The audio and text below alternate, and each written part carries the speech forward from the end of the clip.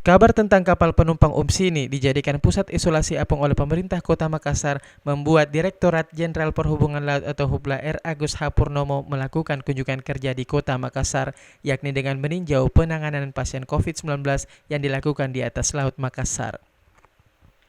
R. Agus H. Purnomo saat meninjau KM Umsini bersama Wali Kota Makassar Rabu 11 Agustus mengatakan dari hasil peninjauan langsung yang dilakukan bersama Wali Kota Makassar Muhammad Ramdan pemantau di atas kapal laut Umsini, fasilitas kapal cukup bagus untuk digunakan para pasien dan seluruh pasien yang melakukan isolasi apung terlihat enjoy dan senang karena pemerintah Kota Makassar memberikan fasilitas yang cukup memadai seperti makanan bergizi, listrik, wifi internet, dan lainnya.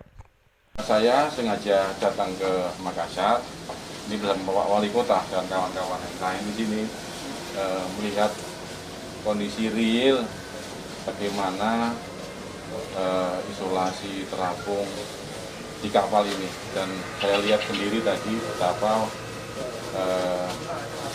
ya disebut pasien ya Pak ya, pasien lah itu enjoy di kapal.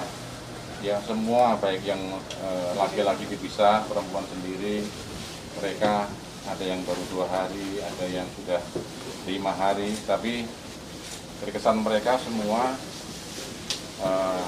merasa kalau enjoy lah di kapal.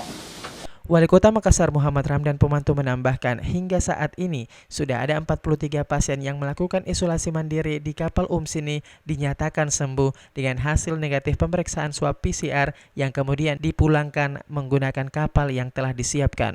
Alhamdulillah masuk hari ke-8 hari ini, di mana testing hari ke-5 kemarin memberikan kita sebuah kabar baik bahwa 43 orang dalam keadaan yang sudah negatif. Nah, artinya hampir setengah daripada orang yang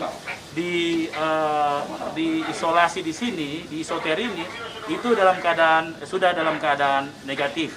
Dari hasil peninjauan ini, Dirjen Hubla Kementerian Perhubungan akan menjadikan percontohan pemerintah Kota Makassar agar bisa diterapkan di beberapa kota lainnya untuk mengantisipasi penyebaran COVID-19 dari para pasien OTG.